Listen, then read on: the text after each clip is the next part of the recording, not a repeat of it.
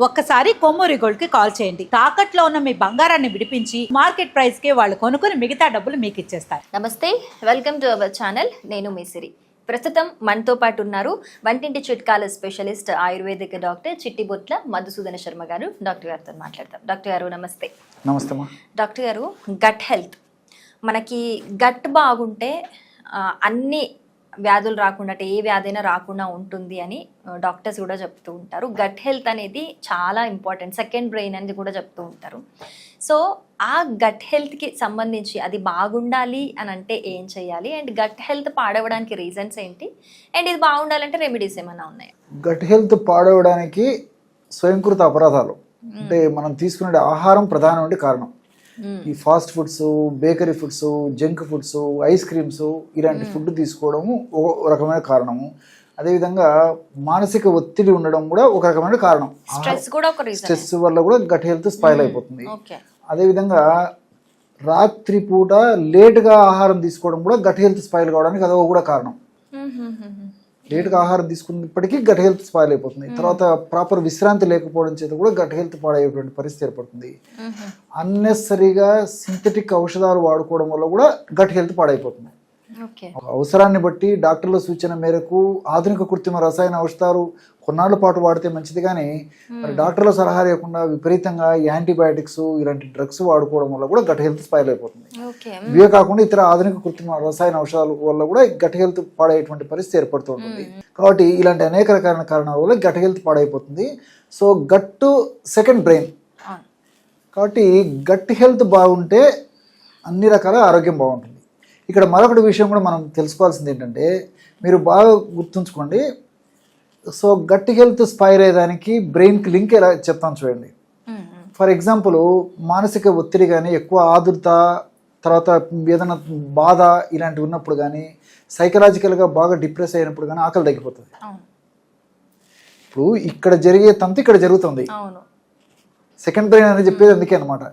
కాబట్టి ఎప్పుడైతే మనం సరైనటువంటి పోషకతుల్యమైనటువంటిది కానీ, గట్ బ్యాక్టీరియా సరిగ్గా లేనటువంటి ఆహారాన్ని తీసుకోవడం చేత ఈ యొక్క ప్రభావం చేత కూడా మెదడు మీద కలిగేసేసి చిన్న చితక యాంగ్జైటీ ఇలాంటివి వచ్చినప్పుడు కూడా మరి ఆ ఎఫెక్ట్ ఆకలి కాకపోవడము, లేకపోతే మోషన్స్ కావడము, వాంతులు కావడం ఇలాంటివి కూడా కలుగుతుంటాయి అనమాట. కాబట్టి దానికి లింక్ ఉంది. వేగస్ నర్వ్ అని చెప్పేసి ఒక నర్వ్ ఉంటుంది అనమాట.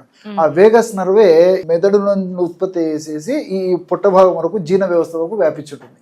సో దీని యొక్క ప్రభావం చేతనే ఇలాంటి లక్షణాలన్నీ కలుగుతుంటాయి. కాబట్టి ఈ గట్ హెల్త్ సరిగ్గా లేకపోవడం చేత అనేక రకాలైనటువంటి ఈ యొక్క మానసికమైన జబ్బులు కూడా వచ్చేదానికి అవకాశం ఉంటుంటుంది. అంటే ఉదాహరణకి మానసికమైనటువంటి ఇబ్బందుల్లో ముఖ్యంగా పక్షవాతము, నిజంగా చెప్పాలంటే మానసిక ఒత్తిడి ఎక్కువ ఉన్నటువంటి వాళ్ళలోనే ఇలాంటివి వస్తుంటాయి.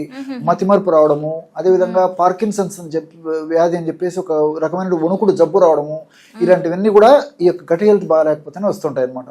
అంతేకాకుండా నిద్ర సరిగ్గా లేకపోవడం కూడా గట్ హెల్త్ సరిగ్గా లేకపోవడం చేత సరిగ్గా నిద్ర కూడా పట్టకపోయేటువంటి పరిస్థితి ఏర్పడుతుంటుంది.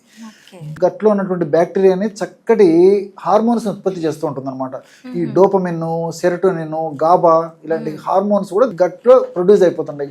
మంచి బ్యాక్టీరియా ఉత్పత్తి చేస్తుంటుంది. ఇవన్నీ హ్యాపీ హార్మోన్స్.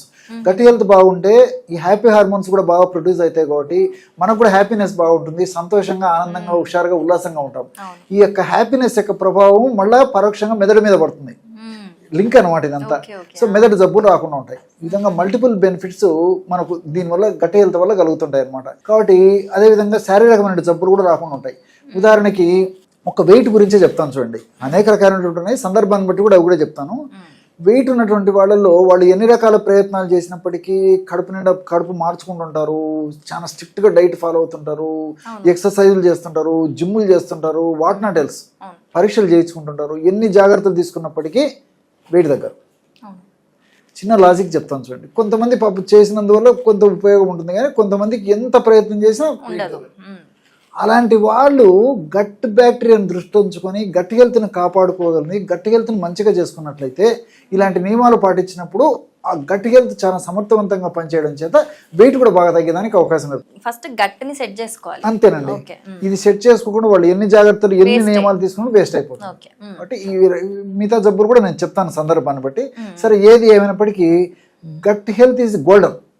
సో జబ్బులు రాకుండా ఉండేందుకు, వచ్చిన జబ్బులు త్వరగా తగ్గేందుకు, నిండు నూరేళ్లు చక్కటి ఆరోగ్యాన్ని మనం పొందాలంటే గట్ హెల్త్ చాలా చాలా ఆరోగ్యంగా ఉండాలన్నమాట. సో ఆ గట్ హెల్త్ బాగుండాలంటే మనం ఔషధాన్ని ఎలా తయారు చేసుకోవాలంటే 100 గ్రాములు సోంపు గింజలను వేయించి చేసినటువంటి పొడి తీసుకోవాలి. అందులో ఒక 10 గ్రాములు ఎలాచి పౌడర్, ఏలకుల పొడి కలిపేసేయాలి. ఏలకులను తీసుకొని పైన పెచ్చులు తొలగించేసి విత్తనాలు తీసుకొని పొడి చేసేసి ఏలకుల పొడి అది కలిపేసేయాలి. సో 100 గ్రాముల సోపు గింజల చూర్ణంలో 10 గ్రాముల ఏలకుల చూర్ణం కలిపేసేసి రోజు ఒక్కసారి ఉదయం కానీ సాయంత్రం కానీ రాత్రి కానీ ఏదో ఒక టైంలో ఒక 50 గ్రామ్స్ తాజా కరడు, ముఖ్యంగా ఈ పెరుగు వాడుతున్నాం కాబట్టి వీలైనంత వరకు సాయంత్రం లోపల వాడుకోవడం మంచిదండి. సో ఈ పెరుగు వాడుతుంది మంచిది, తప్పని పరిస్థితులు అయితే కొన్ని మినహాయింపులు. కాబట్టి ఒక 50 గ్రామ్స్ పెరుగు తీసుకొని అందులో 1/2 టీ స్పూను ఇది కలిపేసేయాలి. సోంపు గింజలు ఏలకులు కలిపి తయారు చేసుకున్న పొడి కలిపేసారు. పెరుగు కూడా ఎలా ఉండాలంటే ఫ్రిడ్జ్ నుంచి తీసినటువంటి పెరుగు వెంటనే వాడకూడదండి. నార్మల్ టెంపరేచర్ వచ్చేదాకా వెయిట్ చేసేసి ఆ విధంగా నార్మల్ టెంపరేచర్ వచ్చిన తర్వాత పెరుగు అందులో కలిపేసేసి ఒక ప్రమాణంగా సేవించాలి.